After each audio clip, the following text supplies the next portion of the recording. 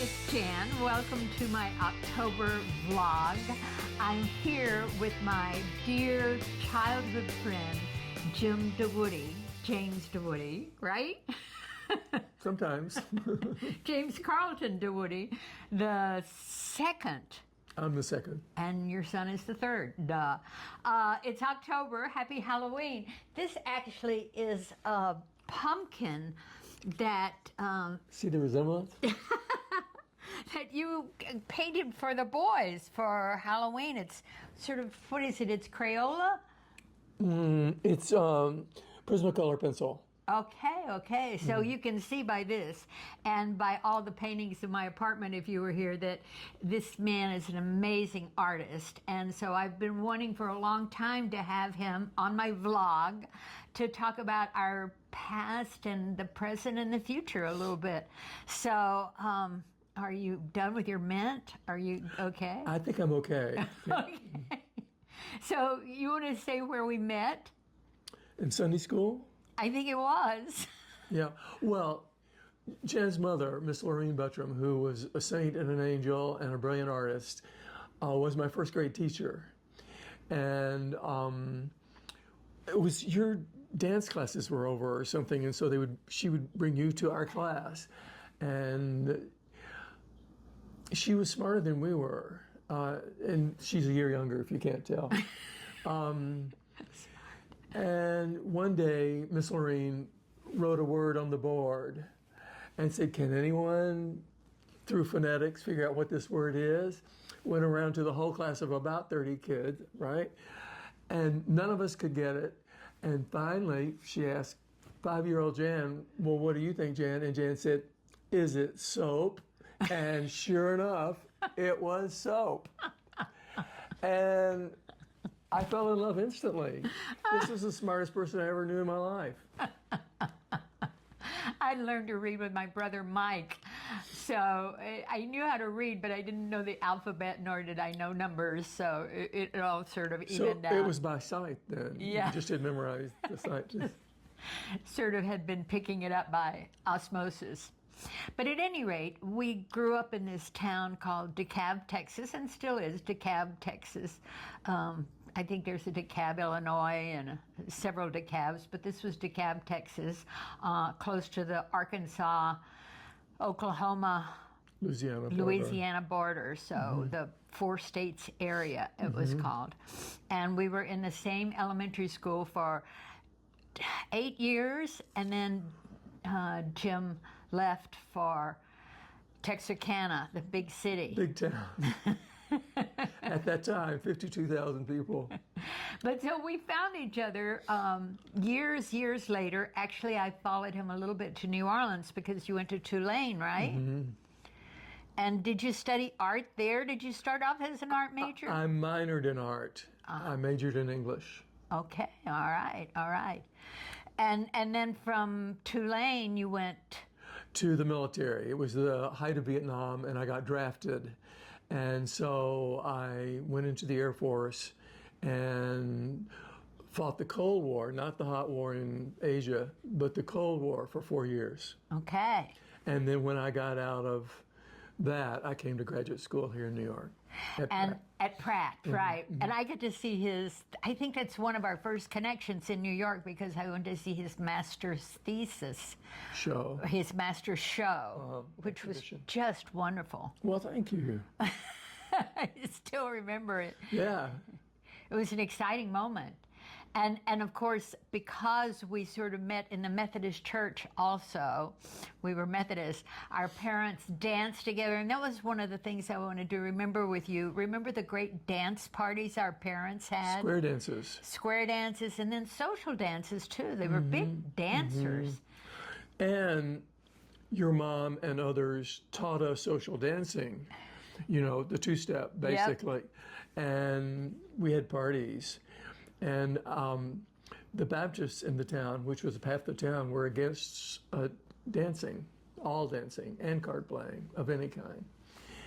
And so we had a party in the 4th grade, and Michael C. couldn't dance because He was a Baptist. He was a Baptist. Everybody else had a really good time. Bless his heart. But he's done really well, Michael C. has, I think. Yeah. So despite He's a great guy. One of my best friends. Despite not getting to dance in the 5th grade? Yeah, 4th grade. I think he probably no longer holds that idea. So then then he's in New York being an amazing artist. And so you've been in New York for how long? Since 72. Since 72. And one day I decided to Google him to find out, a little bit more about him. And I find out that he's shown in all of the great museums across our world. It's amazing. Some really, really good ones. I mean, I'm honored to be in a lot of collections, yeah. Oh, it's so exciting. And I said, whoa. I was very impressed. And now I just wanted to talk about, because we're sort of on the, sorry about the siren, we're on the north side of 50, would you say? Way north. So I think we're on the tundra. I think we're out of sight. I am. I'm way ahead of her. Well, 1 year ahead of me. So I was just thinking about all of the great. I've seen you go through the sort of subjects, sort of like the perps, and then the baseball players, and the animals. Series Of paintings, and I just wonder what brought you to making these decisions about what paintings you wanted to, or what subjects you wanted to discover. Right. Well, let me start in art school. You're trying to learn some skills. You come into art school with some skills, but you try to learn more technique. But at the same time, you catch a bit of the zeitgeist, the spirit of the times in the art world. Like, what's cool? What's happening? What's the edge, the creative edge? Because art evolves. What is important art evolves over time. And there's an avant-garde that is the first to sort of see over the mountain to the next where we're going. And they will take the risks and experiment and break rules and discover. And so you catch on to that. So then you sort of get involved with some of those issues and see how they sit with you and pick out the important ones to you. And then you're set free in the world to go be an artist. And you have to decide what you want to do, what series, what is important to you. It's a little like playwriting in a weird way. Yeah. And so you examine yourself, what excites you? What excites me? What kind of image excites me? Are you going to be abstract? Are you going to be figurative? What's close to home? I loved horses. There's a horse. Maybe we'll put a picture of it later for you to see. I love dogs. There's dogs. I love hiking. There's a mountain that we climbed. Did I say dog? Yeah, here's more dogs. Things like that. What's close to home to you? And then also, I see things like a gnarly tree, let's say. And I like to make gnarls. You see what I mean? I like that sort of thing. Draws me in to make it. You see what I mean? I want to chisel it out with a pencil. I want to make those forms. And so you find the forms that draw you to them. I love his tree series. I'm hoping maybe I can find one online that I can share with you. Throughout this, I'm going to try to impose some wonderful art that he has done over the years. It's just amazing. So what would you suggest for young and upcoming artists? Well, there are many different ways to be an artist. Do you want to be an artist who paints paintings on the walls for museums? Do you want to be an artist making art for office spaces? Do you want to make them for people's homes over couches? There's lots of different kinds of art to make. There's digital art, which is a whole new world that's very different technically. Do you want to make video games? Do you want to make conceptual art, which might not even have images in it, like food art or earth art, that kind of thing, you know? And those doors were just being opened when I came to town. They were the new game in town. And so see which direction appeals to you and follow it. And then knock on doors. First of all, you'll have a lot of artist friends your age, probably, to head out with. And they are your first support group. They are the ones who come to your first shows and lift you up, pat you on the back, tell you you're brilliant, and, you know, share the journey with you. At a certain point, you'll broaden that and you'll know more people in town and you'll have a full world on your own, as well as your artist friends who started the journey with you. But everybody that I knew wanted to get into a gallery, wanted to be represented by a gallery. And it's one of those things, like there's this great wall, this barrier wall that they put up to keep young artists out because they're coming every year in great torrents and tides rushing up against this wall of resistance. And you know that if you keep trying and keep feeling anywhere, somewhere there's a chink hole that if you make just the right touch, it'll open up and let you in. Wow, that's exciting. I love the thought of that. And it's the same with playwriting, too. Is you got to get that right ear with the story that you believe in. And somewhere in there, you're going to slip that script into the right hands, and someone's going to say, yes, I want to do a production of this. Right. So you just have to believe in yourself enough and have your support group help you on the way till that magic button opens for you and you can start selling work and supporting yourself. But what has been your most gratifying moment as an artist? Maybe. Oh, I think getting into the Metropolitan Museum of Art's collection. Pretty high. That was pretty amazing. I mean, it's my favorite museum in the world.